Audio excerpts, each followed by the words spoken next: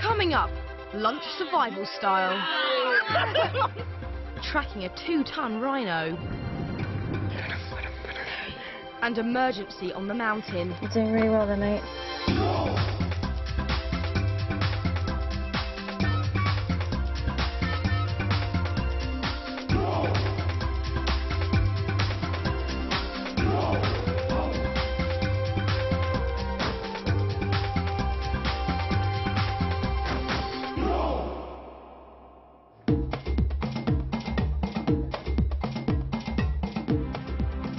The Namibian desert, one of the most spectacular places in the world, but also one of the most dangerous and remote. The Serious Desert team have won through from thousands of applicants to get the chance to help the endangered black rhino. Only 3,000 are left in the wild, and only 150 live here in Namibia's hostile desert. For a week, the team have been undergoing intense training to learn to cope in such an extreme environment.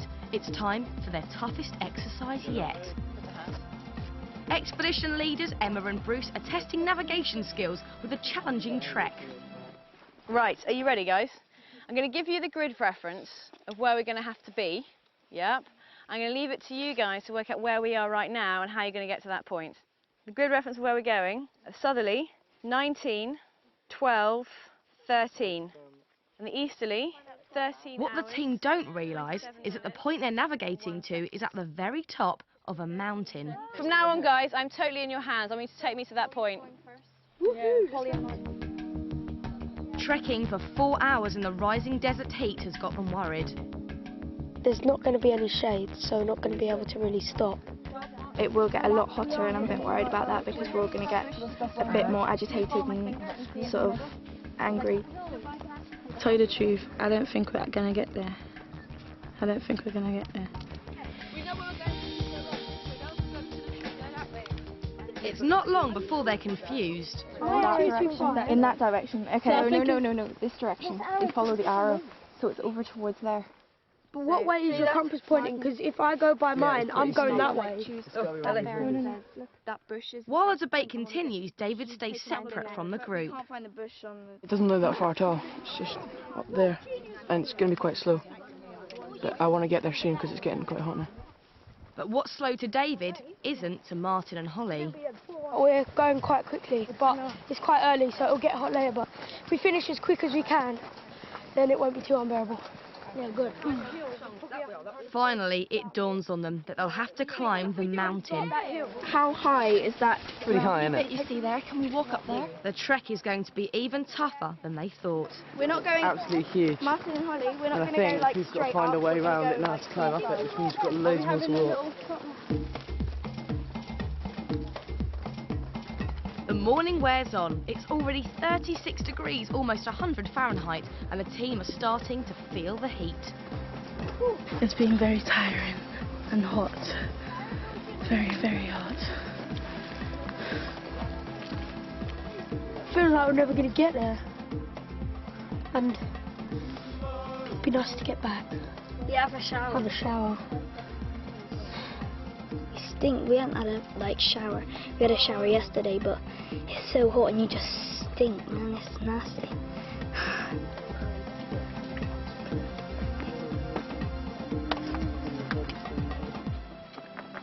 The climb is getting more difficult, and they're soon arguing about which route to take. It's really steep, but it's quicker. So I was just thinking, is it worth trying to go a really steep bit just to get to there? Because that is. Because it's too steep. But if we just get up there, then look how much we've come rather than going the long way. It is really It is steep. steep. It is, Martin. I mean, who Like thinks that we should 400 Who stops. thinks we should go up? Carry on. David is getting annoyed with the group. It'll be a lot quicker. I seriously think that it's a bad idea to go up there. So do I. We're stopping like in the wrong places and too often, so we're stopping in the sun and then in the sun and then in the sun, dithering around in this heat. We're just gonna fry. The problem is, we don't know where the highest point is because they all look the same. And each time we get to one point, we see a higher bit. The highest point I can see it is there! Everyone goes inside of that one. Keep on going. Is that the highest point? Fish up there. Oh yeah, it's higher. We're at the highest point now, so. Well, where's the highest point? It's there, isn't it? Do you think so? Finally, they make it. We're here. This is it. Well done. And look at that view. It's absolutely stunning out here. I'm glad I walked up, even though I wish I was back down now, but I'm glad I walked up. It's now the hottest part of the day, and the team need to get off the mountain quickly. But on the trek back down, Martin sprains his ankle. It's like it's throbbing pain. Rather than put a bandage on it now, you can just tighten your shoe. Martin decides he's got to keep going. I don't really have a choice. I'll have to, won't I? I'll probably be okay. Might hurt a bit, but... Okay, gang. Right, let's go. Let's get you up. We've really got to move out of here, yeah? It's getting hot now. Let's push all the way down and get back to camp. Oh, my feet are burning. Hold you with me right behind. But within minutes, there's a much more serious incident up front. Can you all make your way down this way? Just wait on there for a second. We're going to find you some shade. Martin's fallen and he's smashed his face on a rock. I got this. It's an emergency. And while the expedition doctor looks after Martin, Emma calls for support on a satellite phone. Okay, I'll take, make sure it's safe. Bruce leads the rest of the team off the mountain. Fortunately, it's not as bad as first feared. You've got a bad cut here, but it's going to heal up alright. Okay, you don't need any stitches or anything. It's going to be sore. Okay, you're going to set lip. I was just walking down and I caught my foot on here and just tripped forward and hit my face on the rock.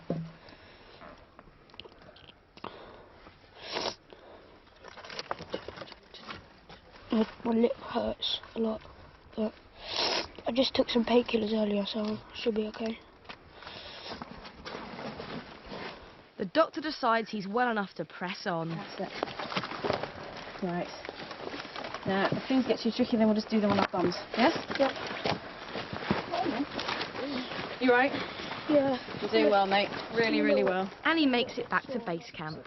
How's your ankle? My ankle's okay now. Is it? Yeah, all the pain is Let's have a look at you. You don't look that bad. You got a little bit of blood here and it's a little bit swollen, but mate, you don't look bad at all. Cool. The girls will still want to kiss you. By evening, his lip has really swollen up. Well, as you can probably see, I had a bit of an accident today. It felt terrible for him. He's been really brave, but he's been really good. It's very admirable. I've had a nosebleed on and off since 11 o'clock, and it's really getting on my nerves because I can hardly speak properly. I think he was really, really brave to go through that. And I was relieved that it wasn't anything worse. Sorry?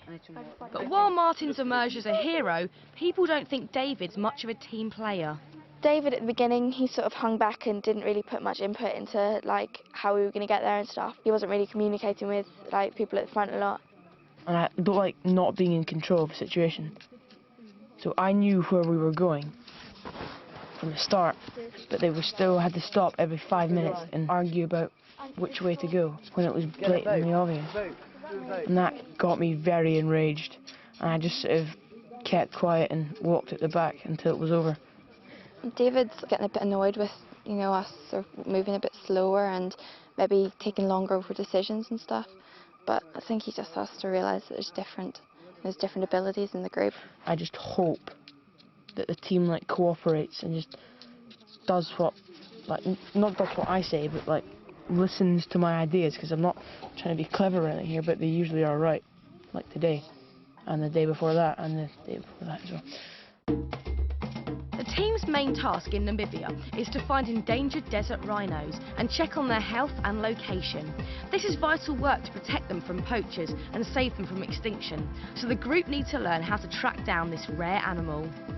What sort of things do you think are signs that we can look for to study where an animal was and what it did? Yeah. Footprints? Footprints.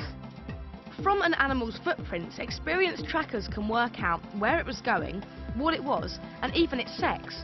But there's one other essential tool for tracking. And Bruce has some fresh elephant dung for the team to investigate. Who's ready to try a bit of this? Oh, you can smell it. Smell that me chickens.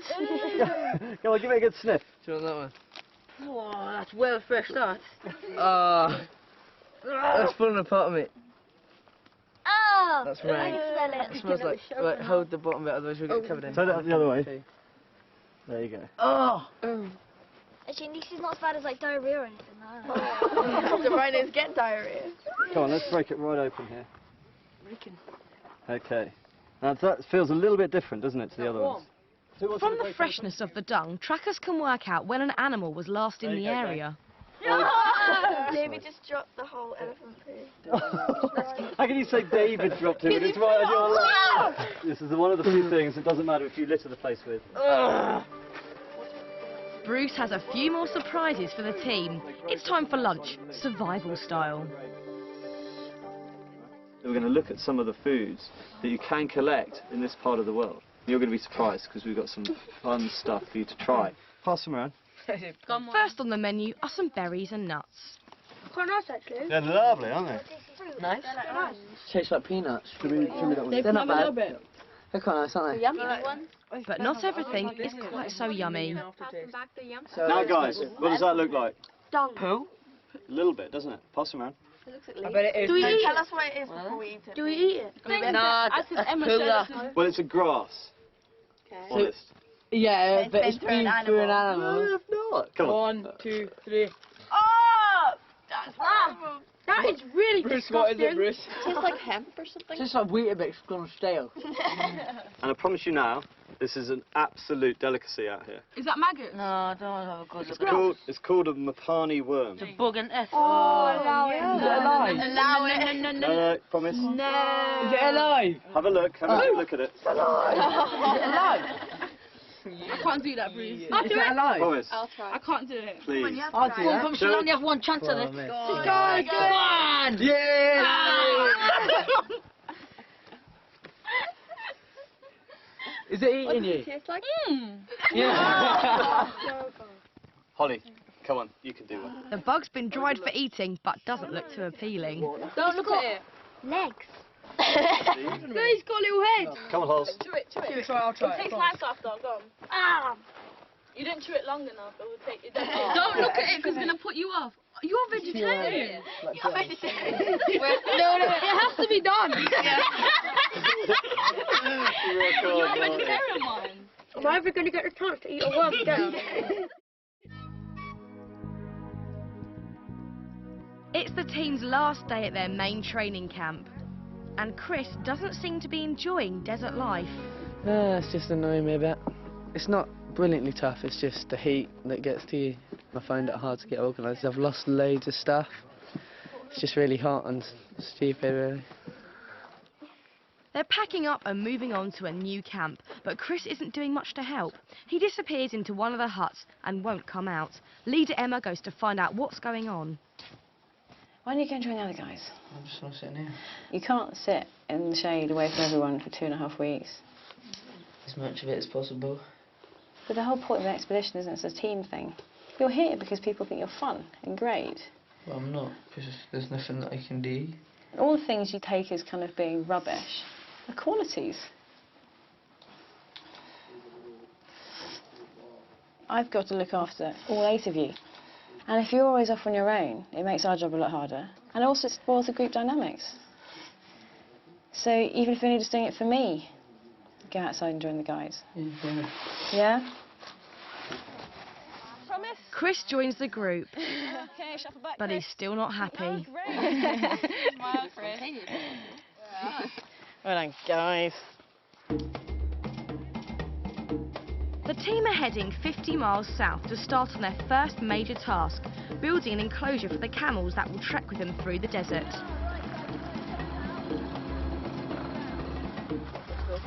Right, well, welcome to the Conjure. This is where we're going to be for the next 5 days or so. These are where you're going to be staying. Do you have a look inside? Yeah. Once again, it's only mud huts, but compared to the last camp, the team think they're 5-star. Oh, this is nice! This is complete heaven, you know, compared to the last camp. There's like trees here and shade, and it's just amazing how much we are valuing these teeny wee things now. When the team trek across the desert, these camels will carry all their equipment. While resting, the animals have their legs tied to stop them from wandering off, normal practice in this part of the world. A new enclosure will mean the camels no longer need to be tied up. What the camels are going to do for us, like carrying all the things for us when we're going on our final expedition. So this is like a way of saying thank you to them. This is where we're going to be building our enclosure. It's going to have clay bricks around the outside with some foundations underneath, and then we're going to have a palm leaf roof so to give the camels a little bit of shade. So it's a pretty big task. Now, timing. We've got 5 days to do it in, but if you can get it done in 3, we've got a special treat lined up for you. Try and get done in 3 days. So, believe me, if you get it done, it'll be worth it. Can we start this evening? Yeah, please do. They take on the challenge. We want to see the surprise that Emma has for us if we finish it. So that's going to really make us, like, give us the oomph to do it quicker. We've got a lot of work to do and a really short space of time, so as you know, we'll be working day and night up until then to try and get it finished. I really like building, and I think we're going to get it done in 3 days if we try. Watch the crew bar! Oh! That's really going to make a difference. Yeah, it is actually. We only have one spade and nothing else to dig with, so I use a spoon, innit? I made a nice little trench there. Look! You see, she's not even doing the work with the spade. I've done more than you with your little spoon. Hey, don't cost a spoon. While the team are working here, they're also going to be improving their rhino tracking skills. Today, Parry and David have gone out to learn more with experienced trackers from the Namibian charity Save the Rhino Trust. These are really good. The trackers find some rhino prints, or spoor as they're also known. But here you go, here's the print, and it's still heading this way. Where's the next one? And then another one there. It's difficult tracking the rhinos because as soon as they get onto the hard ground, it's the footprint disappears, whereas on the soft ground it goes in and you can see it quite clearly. Dave. Yeah. Parry's found something. Who's Parry? We've just found a rhino's footprint heading in that direction. Let's see where it goes, guys. This is impossible. The team then find a really helpful clue, a rhino scraping. This is the clearest signal you're ever going to get of rhino in the area. Exactly. Yeah. Let's check out his dung. It's quite moist. It's got little beasts in it. Now, what's it smell like? Still smells. Yeah, it still smells. It's really wet. That's a really good sign, isn't it? Squeeze it, and then let's see your fingers. You can see the moisture in it. It's really wet and it stinks. Do you think he's close? I don't think so. No? We have to work for a long while. They keep following the prints, but find something altogether different. Whoa! Oh my! Oh, check him gracious. out. A big scorpion. I just saw this black thing crawling. I went, whoa. I think he looks nastier than he is, but he's still not nice, I is almost stood in them, Bruce. That's why you were wearing boots, mate. They move on and the trackers have good news. They found very fresh prints.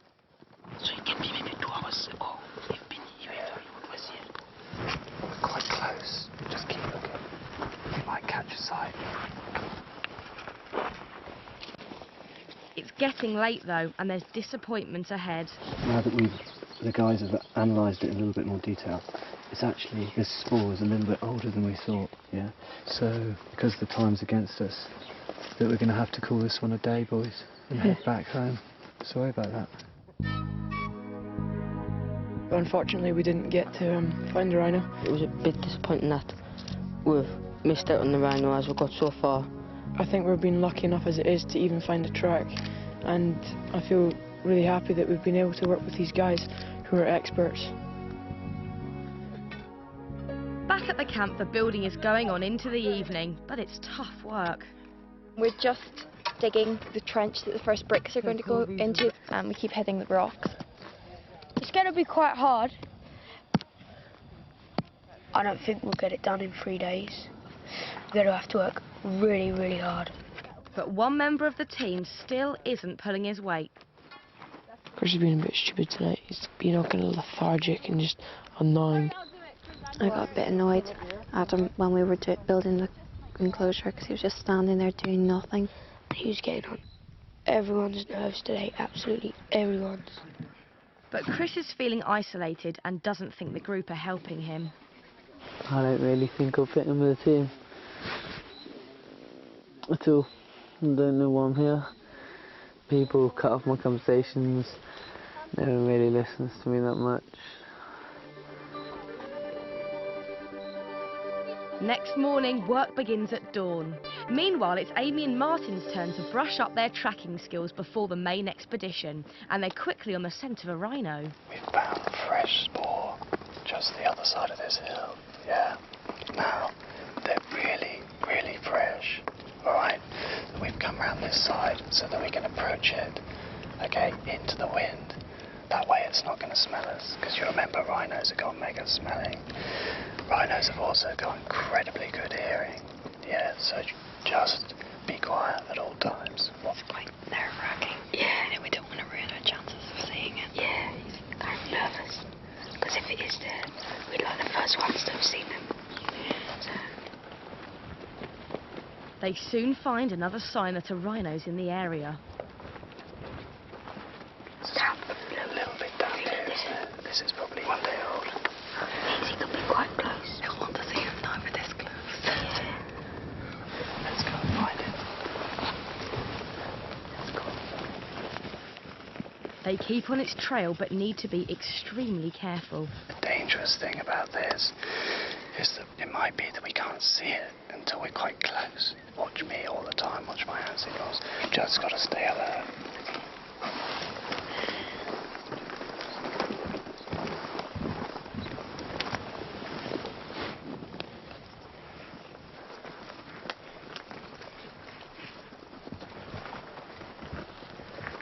Excited?